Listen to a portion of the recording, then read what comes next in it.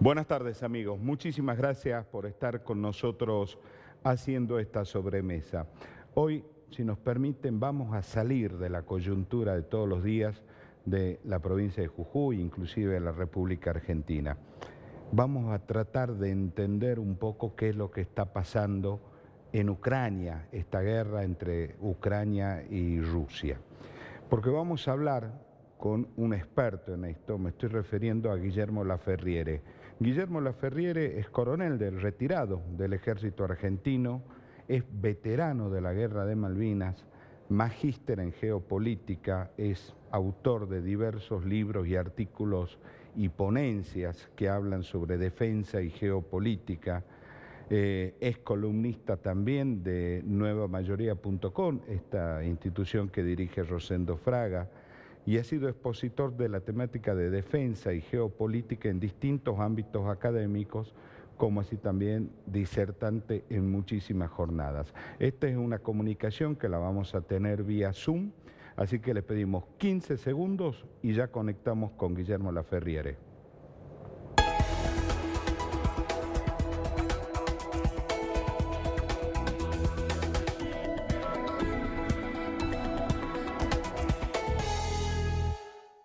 Seguimos en esta sobremesa y ahora sí los saludamos. Guillermo, muy buenas tardes. Andrés Mendieta los saluda acá en San Salvador de Jujuy. Bueno, muchas gracias Andrés por invitarme y te digo que lo que más me llena de orgullo es ser un entrerriano viviendo en Buenos Aires. Guillermo, a ver, ayúdenos a entender. Vemos mucha televisión, ¿sí? Lo que dice la televisión de la guerra en Ucrania, ¿es lo que realmente está pasando? ¿Y por qué me pregunto esto? Porque cuando comenzó la guerra, inclusive lo vi a usted en algunas intervenciones, donde Putin perdió, a Putin se lo llevaron puesto, pero no pasó nada de eso todavía. No, a ver, Andrés, una guerra es un hecho muy complejo y que no resiste un análisis muy lineal en el sentido de que las cosas vayan sucediendo de una determinada manera.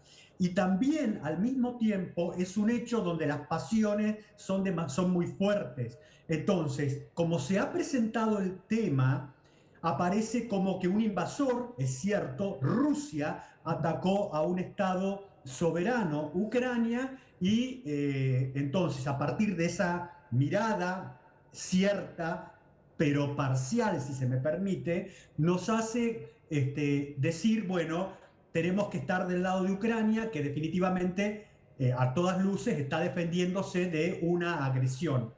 Pero cuando colocamos esto en contexto, nos damos cuenta, y aquí cierro para poder ampliar, por favor, lo que usted me diga, que esto es una guerra que se pudo haber evitado, que lo que sucedió se sabía que iba a pasar y que no se hicieron las medidas necesarias para que esto no ocurriera.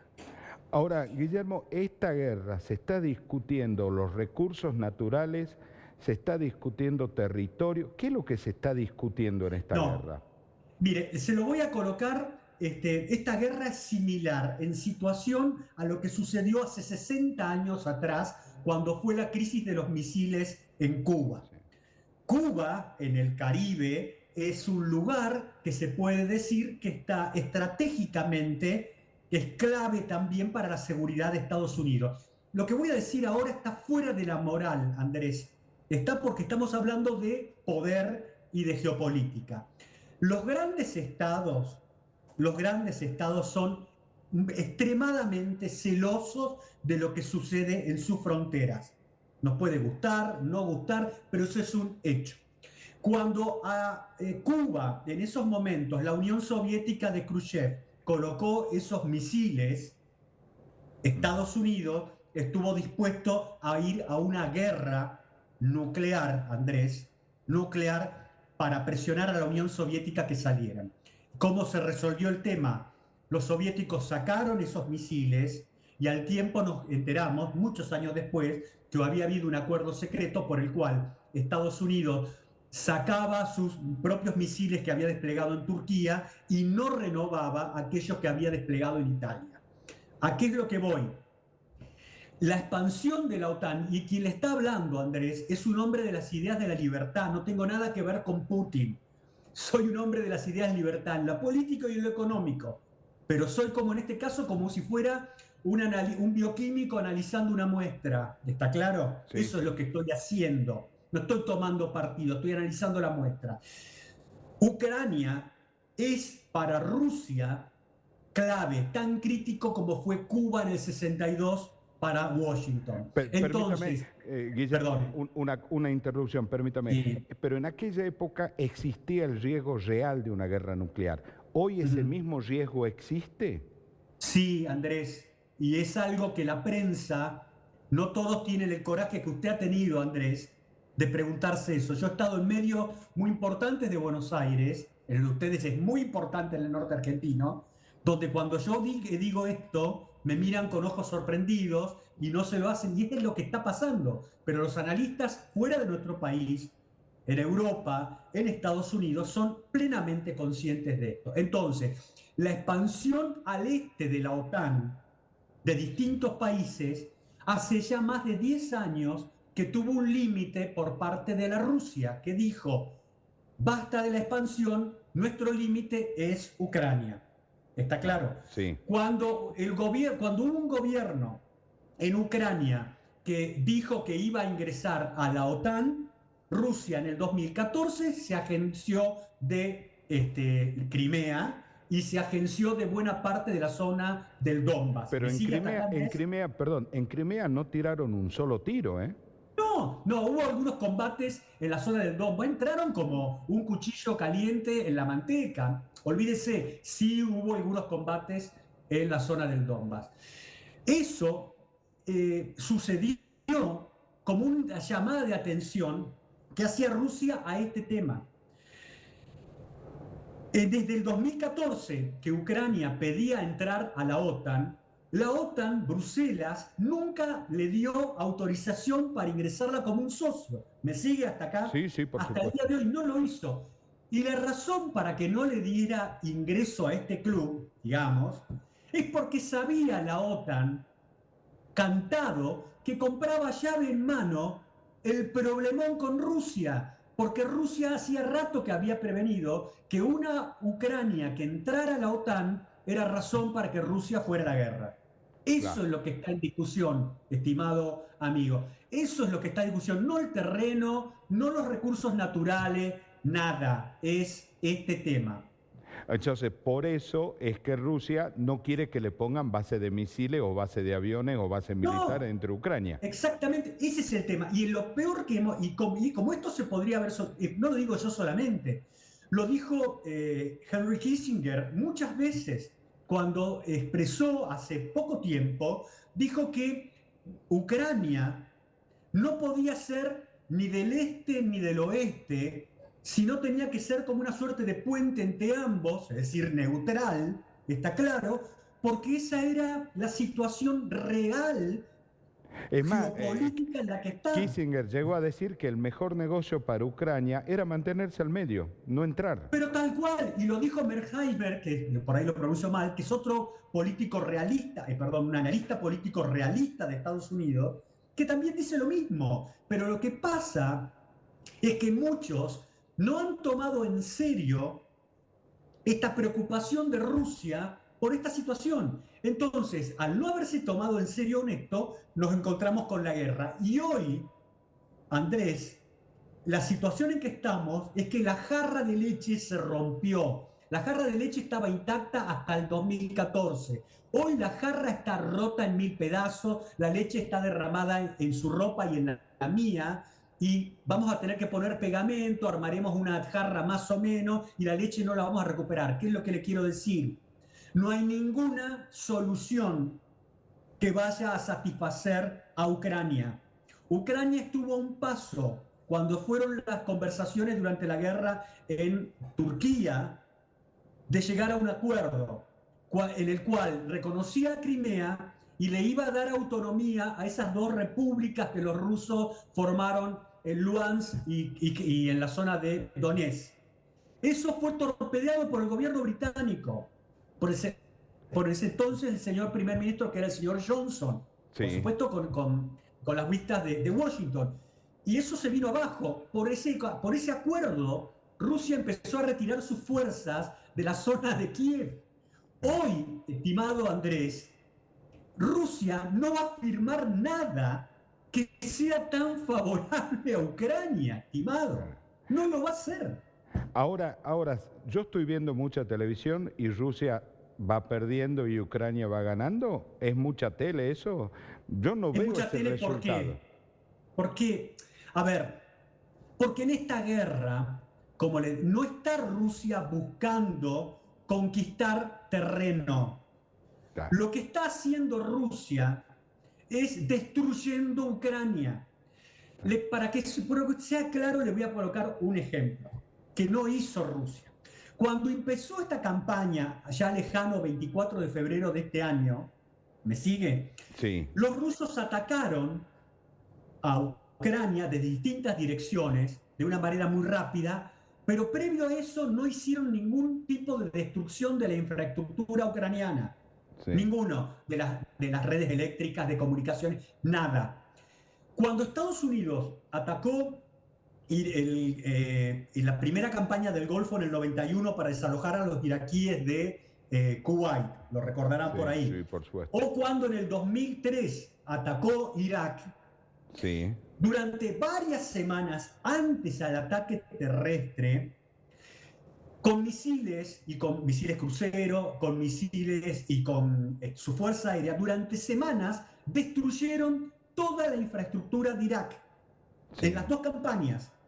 Los rusos no lo hicieron porque pensaban que podían llegar a hacer una campaña que modificara la situación política de Ucrania sin causar demasiado daño porque era un país vecino, tienen lazos culturales, históricos, etc. Lazos de sangre muy fuerte hay ahí. Pero por supuesto, es como Uruguay para nosotros, es lo mismo. Ahora bien, todo eso cambió hace ya 40, 50 días.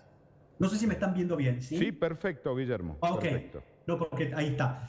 Eso cambió hace 50 días y los rusos, desde hace aproximadamente 50 días, de manera absolutamente impune, sin que Ucrania tenga ninguna capacidad de impedirlo o de afectar a Rusia, en el mismo sentido, han destruido casi el 50% de la capacidad de producir energía eléctrica de Ucrania, están destruyendo todo el sistema de comunicaciones, las redes ferroviarias. Lo que le quiero decir a Andrés, que los rusos están yendo por todo ahora. Entonces Y que puedo lo que decir, antes se podían contentar ya no corre más. claro, entonces yo podría decir que al día de hoy la ventaja estratégica la siguen teniendo Putin, los rusos. Yo estoy en minoría diciéndole esto, porque la mayoría de los analistas en Argentina, algunos en privado reconocen lo que yo digo, pero el poder de ustedes, de los medios, es muy fuerte, Andrés. Entonces, lo que políticamente correcto que yo tendría que decirles es que, para quedar bien con todos, es que Ucrania va a derrotar a los rusos, los va a sacar de Crimea, los va a sacar de todo el territorio. Los rusos se van a retirar de Ucrania y no solamente se van a retirar, van a poner un señor democrático en Moscú, van a pedir perdón por lo que hicieron, van a someter a Putin al Tribunal Internacional de la Haya y además van a pagar los costos de guerra. ¿Quedaron conformes todos? Bueno, todo eso no va a pasar. Claro. Ahora... Porque antes de que pase, Andrés, un segundo, sí. Antes de que pase, Andrés, si sus fuerzas convencionales fracasan, Rusia está dispuesto a utilizar armamento nuclear. Claro, pero ¿Está claro eso? Yo no estoy viendo que las fuerzas militares de Rusia estén fracasando. Es más, todo lo contrario. Todavía no vi entrar en acción, por ejemplo, a la Fuerza Aérea Rusa. Esporádicamente un par de aviones y nada más. Lo que usted se refiere, Andrés, muy bien, es que no hemos visto la Fuerza Aérea Rusa, está y no tiene demasiada publicidad. Los rusos son muy reservados en la opinión, en la propaganda también y los datos que dan. Sí están usando la Fuerza Aérea Estratégica, la que tiene por misión el lanzamiento de armamento nuclear, para lanzar desde el territorio de Bielorrusia o desde el territorio controlado en Rusia misiles cruceros que están impactando en Ucrania. Y también están lanzando esos misiles desde la flota rusa que controla el Mar Negro, sea desde buques de superficie como desde submarinos. ¿Está? Eso es lo que está pasando. Y Ucrania, algo que la prensa en Argentina no se pregunta, no tiene capacidad alguna de incidir de la misma forma, es decir, de causar ese nivel de destrucción en el territorio de Rusia. No tiene capacidad de destruir las instalaciones eléctricas. La única posibilidad de hacer eso es que la OTAN entrara a la guerra. Claro. Ahora, para entender bien esto, Putin, ¿es un soviético o es un zarista? Mi criterio es que es zarista, no está muy lejos del soviet. Sí, a ver. Lo que está haciendo Rusia ahora tiene concordancia con lo que haría un zar Romanov, Claro. un secretario general del Partido Comunista o todos los tipos que estuvieron hasta antes de Putin y Putin incluido. Es la visión que tiene Rusia hacia el oeste, con razón, sin razón. ¿Cómo mira Rusia hacia el oeste? Y le hago 30 segundos de historia. Ellos miran hacia el oeste y dicen, en el siglo XVIII, Carlos XII de Suecia entró hasta lo que era hacia el sudeste del actual Kiev y fue derrotado y parado por los rusos en Poltava. Sí. En el siglo XIX, el amigo Napoleón llegó hasta Moscú y después se tuvo que ir. Sí. En el siglo XX, 2 veces los alemanes en la Primera Guerra Mundial llegaron hasta Kiev y la ocuparon. Sí. En la Segunda Guerra Mundial, Hitler con sus fuerzas llegó a ocupar una línea que iba de lo que era Leningrado, Sí. San Petersburgo, los arrabales de Moscú y el Cáucaso. Entonces, Y después volvió. eso es lo que mira Rusia hacia el oeste. Lo que pasa es que Rusia, que es un país, duele decirlo, más serio que Argentina, tiene memoria histórica. Entonces, este tipo de cosas las mira no para mañana o para pasado, sino que piensa, no sé qué va a suceder dentro de 30, 40 años. Funcionan de esa manera ciertos países. Nosotros no podemos saber qué va a pasar el martes de la semana que viene, Claro. Andrés. Ahora, Guillermo, a 16.000 kilómetros de esa guerra, ¿cómo nos repercute a nosotros en la Argentina? A la Argentina le ha dado una enorme oportunidad, desgraciadamente, una enorme oportunidad que la Argentina, con su mirada umbilical, no supo aprovechar. El mundo está reclamando alimentos, el mundo está reclamando energía, gas, está reclamando también litio y un montón de otras cosas que Argentina podría ofrecer como venta y no lo hacemos. Y creo que, sin lugar a dudas para mí, esa oportunidad está perdida absolutamente porque no somos creíbles. A ver, los argentinos no somos creíbles ni para nosotros mismos, Andrés. Ni para nosotros mismos. Ahora, esta posición de Argentina, es decir, nosotros vamos a bregar por la paz, que está muy bien, es muy loable hacer eso, ¿sí? Obviamente, pero tenemos como país, ¿tenemos que definirnos por algún lado o tenemos que seguir caminando, como dicen, en la ancha avenida del medio? No soy un experto en lo que debiera hacer Argentina. Yo creo que Argentina debiera marcar, justamente, tratar de ser, de marcar el tema de que pertenece a Occidente, de tener una mirada crítica a algunas cosas que Occidente ha decidido, pero al mismo tiempo abrir el juego a todos, Debe entender también Argentina que su voz no es relevante porque la propia Argentina ha decidido hace muchos años no tener relevancia. Entonces bajar, porque hay muchas veces que la política argentina piensa que nuestra voz es escuchada o es una voz que es esperada y no es ni escuchada ni esperada. Entonces, seamos más modestos, tratemos de hacer buenos negocios con todos, tratemos de ser previsibles y eso ya sería un avance infernal para la Argentina. Guillermo, nos quedan pocos minutos. Quería cambiarlo de tema radicalmente. ¿Vio 1982 la gesta? No la vi. No la vi. Conozco a algunos de los que estuvieron en la película. Qué sé yo, el tema Malvinas es muy profundo, pero prefiero no verlo, ¿tá? Porque no necesito recordar las cosas que se hicieron bien y las que se hicieron mal, no necesito eso. Y creo también que debemos dar un salto de calidad con respecto al tema Malvinas. Creo que con Malvinas tenemos una deuda, de que 40 años después de Malvinas seguimos sin ser un país que merezca, que dé señales de esperanza, de futuro. Somos un país que mira hacia atrás y eso me parece que no alcanza. Alguna vez estando sentado en esta mesa, una persona que usted conoce muy bien, Juan José Gómez Centurión, coincidíamos que tenemos una nación pero que nos deben una patria, ¿no? Y había que seguir y remar para llegar a ser una patria. Exacto, y